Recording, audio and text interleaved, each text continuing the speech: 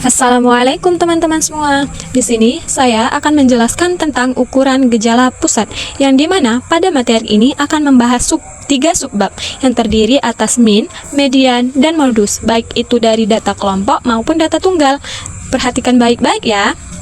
Oke, langsung saja kita akan masuk ke materi pertama atau subbab pertama, yaitu tentang rata-rata atau lebih sering dikenal sebagai mean. Rata-rata ini dihitung menggunakan semua nilai yang berada di dalam data, yang dimana pada mean ini atau rata-rata itu memiliki jumlah data dibagi banyaknya data. Nah, sekarang saya akan menjelaskan tentang rata-rata pada data tunggal, yang dimana rata-rata itu lebih sering disimbolkan dengan X bar. Nah, di situ pada materi telah dijelaskan bahwasanya rata-rata pada data tunggal itu memiliki rumus X bar sama dengan X1 ditambah X2 ditambah X3 ditambah sampai dengan Xn dan dibagi dengan N, yang dimana X1 sampai Xn itu merupakan jumlah data, sedangkan N itu disimbolkan dengan banyaknya data, sehingga dapat disimpulkan X bar sama dengan sigma Xi per N atau jumlah data per banyaknya data. Nah, untuk memahami rata-rata pada data tunggal akan ditampilkan contoh pertama. Hasil ujian tengah semester dari 10 mahasiswa jurusan X atau sebagai berikut, yang dimana datanya itu telah tersaji 27, 79, 69, 40, 55, 88, 61, 42, 36, dan 61. Dengan soal tentukan rata-rata pada contoh pertama. Nah, dengan penyelesaian dari data yang telah kita ketahui dari nilai 27 sampai 61 itu memiliki banyaknya data sebanyak 10. Jadi, untuk mengetahui rata-ratanya seperti rumus atau seperti syarat utama pada nilai rata-rata, yaitu X bar total keseluruhan dari jumlah data dibagi banyaknya data, dengan total jumlah data dari 27 sampai 61 itu menghasilkan 558 dan banyaknya data itu 10. Jadi 558 dibagi 10 itu nilai rata-ratanya adalah 55,8. Nah, selanjutnya kita akan masuk ke nilai rata-rata pada data kelompok, yang dimana nilai rata-rata pada data kelompok itu memiliki rumus X bar sama dengan sigma Fi dikali Xi per sigma Fi, yang dimana Xi itu merupakan titik tengah kelas interval ke I, Fi itu frekuensi kelas interval, Xi dikali Xi yaitu jumlah dari hasil perkalian antara frekuensi kelas dengan titik tengah, dan Fi itu adalah jumlah frekuensi. Nah, untuk memahami lebih lanjut tentang menentukan nilai rata-rata pada data kelompok, kita akan masuk ke contoh soal selanjutnya. Pada tabel 3, distribusi frekuensi kelompok, yang dimana telah diketahui intervalnya itu dari 27 sampai 42, 43 sampai 58, 59 sampai 74, 75, dan sampai 90, dengan frekuensinya 4, 1, 3, 2, yang dimana total dari frekuensi itu adalah 10 atau banyaknya data itu 10.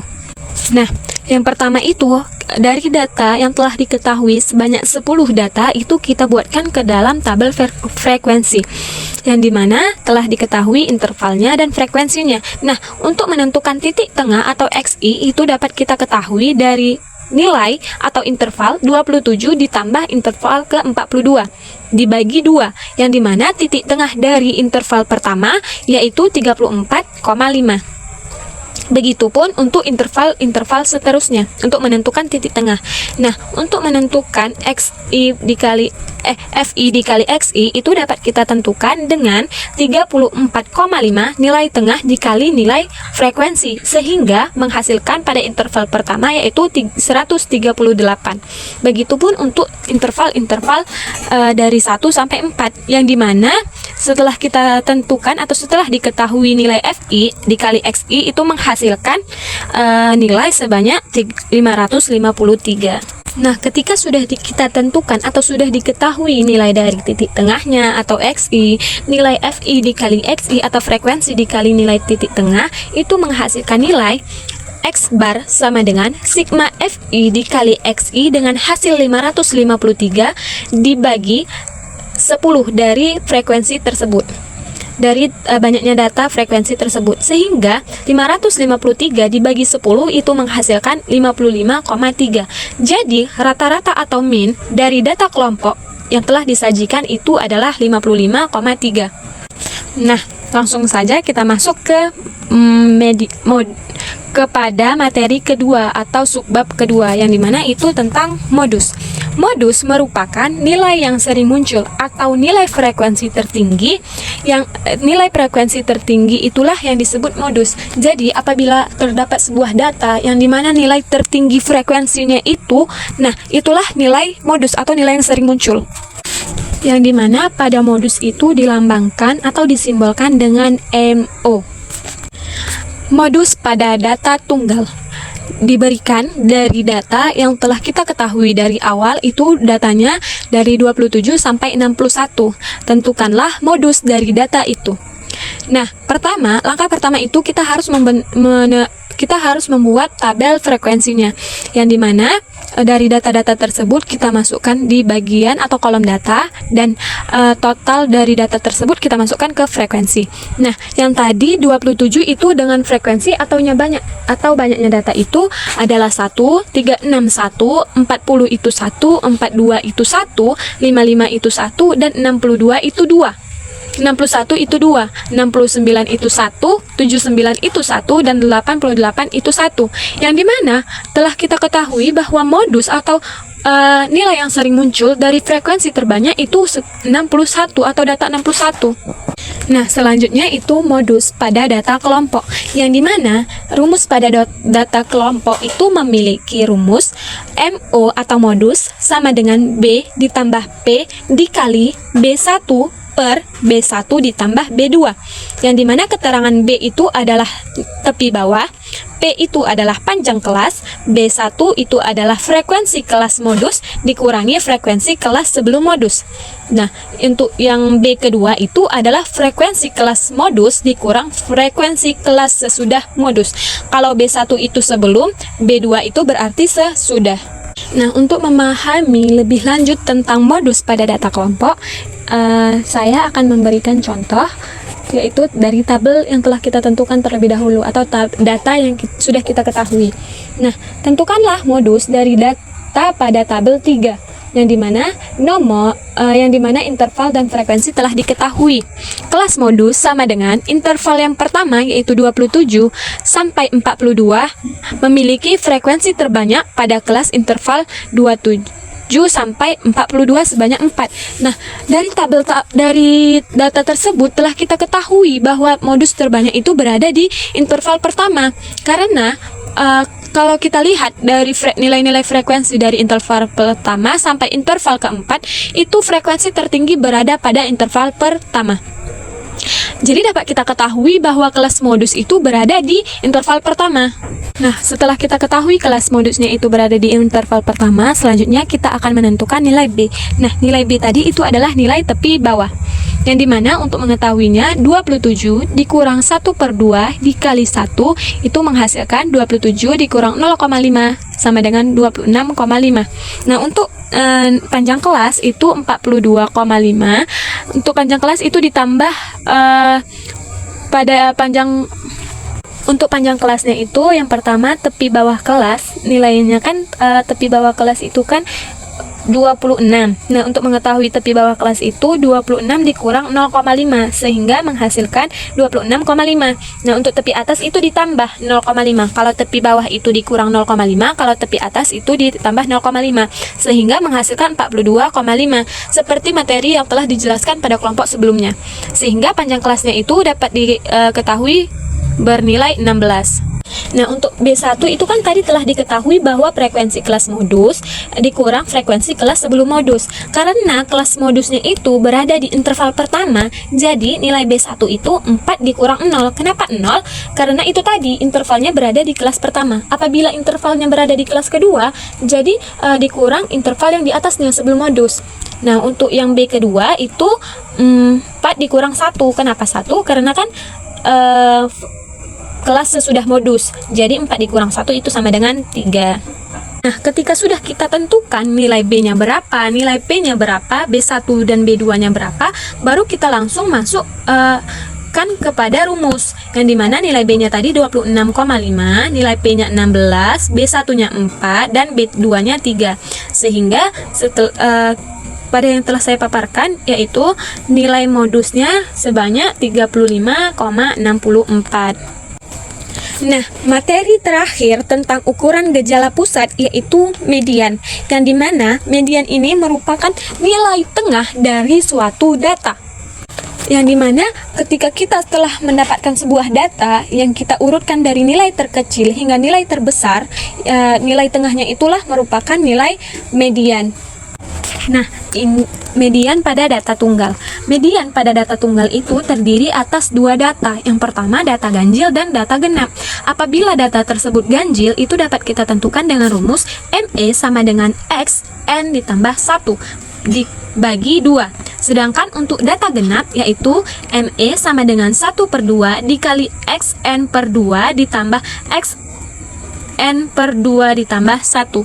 Nah, untuk memahami lebih lanjut pada median, di sini saya akan memberikan contoh. Tentukanlah median dari data 27, 79, 69, 40, 55, 81, 61, 42, 36, dan 61.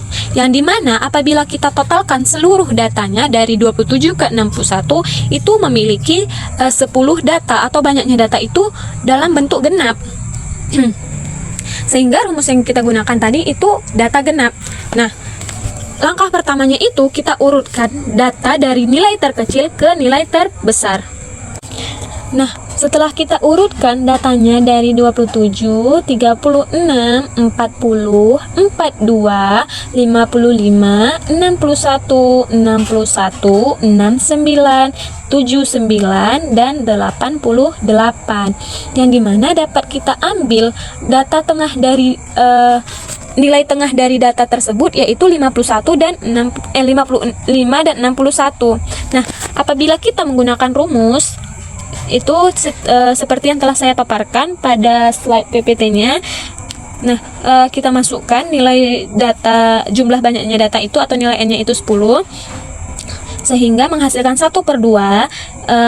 1/2 dikali X5 ditambah X5 ditambah 1 sama dengan 1/2 dikali X5 ditambah X6, yang dimana X5 nya itu atau nilai pertama, nilai tengah pertama itu 55 dan nilai kedua itu 61. Nah, sama dengan 1/2 dikali 55 ditambah 61 sama dengan 116 dibagi 2. Nah, untuk cara mudahnya teman-teman bisa langsung menambahkan kedua data atau kedua nilai median tersebut. Nah, kan ini tadi kalau menggunakan rumus agak gimana gitu, agak panjang jalannya. Jadi untuk mempersingkatnya, teman-teman tinggal nambahkan dua angka atau dua nilai tengah tersebut. Nah, 55 ditambah 61 itu kan 116. Karena dia itu datanya genap, kan dia ada dua nilai tengahnya. Jadi 55 ditambah 61 dibagi 2 itu menghasilkan 58. Nah, untuk median pada data kelompok itu dengan rumus ME sama dengan B ditambah P dikali 1/2N dikurang F, yang dimana F-nya itu frekuensi kumulatif sebelum kelas median, dibagi F kecil itu adalah frekuensi kelas median. Nah, dari soal yang sebelum-sebelumnya itu kita masuk pada tabel interval atau tabel frekuensi untuk menentukan median data kelompok, yang dimana telah kita ketahui interval dan frekuensinya. Untuk mengetahui frekuensi kumulatifnya itu pertama, pada interval pertama atau pada nomor pertama itu tetap 4. Nah, kenapa pada yang nomor 2 itu 5? Karena 4 ditambah 1 itu frekuensi kumulatifnya 5. Nah, 5 ditambah 3 itu frekuensi kumulatifnya 8. Dan 8 ditambah 2 itu frekuensi kumulatif pada data keempat atau interval keempat itu sebanyak 10. Nah, yang dimana sudah diketahui bahwa kelas median itu interval 43 sampai 58, dimana frekuensi kumulatifnya itu lebih besar sama dengan 1/2 dari banyak data, dimana 5 lebih besar daripada 5, sehingga nilai B nya itu dapat kita ketahui 42,5. Karena kan tadi 42 nilai tepi atas ditambah 0,5 sehingga nilai B-nya itu 42,5. Nilai P-nya itu 16, nilai frekuensi kumulatifnya itu 4 dan nilai frekuensinya itu berada di 1. Itu kita menentukan median pada data kelompok. Sehingga kita masuk ke rumus. Nah, yang dimana ketika kita sudah mengetahui nilai-nilai dari B-nya berapa, P-nya berapa, nilai N-nya berapa, nilai F frekuensi kumulatifnya berapa, dan nilai frekuensinya berapa, tinggal kita masukkan ke dalam rumus dari median data kelompok. Nah, ketika kita sudah masukkan atau nilainya sudah terisi, maka median pada data kelompoknya itu sebesar 58,5. Nah, dari yang telah saya paparkan, ketiga subbab pada ukuran gejala pusat, yaitu median, min, dan modus, itu saja yang dapat saya sampaikan. Apabila ada kesalahan atau pengulangan bahasa yang kurang tepat, saya mohon maaf. Terima kasih atas perhatiannya. Assalamualaikum.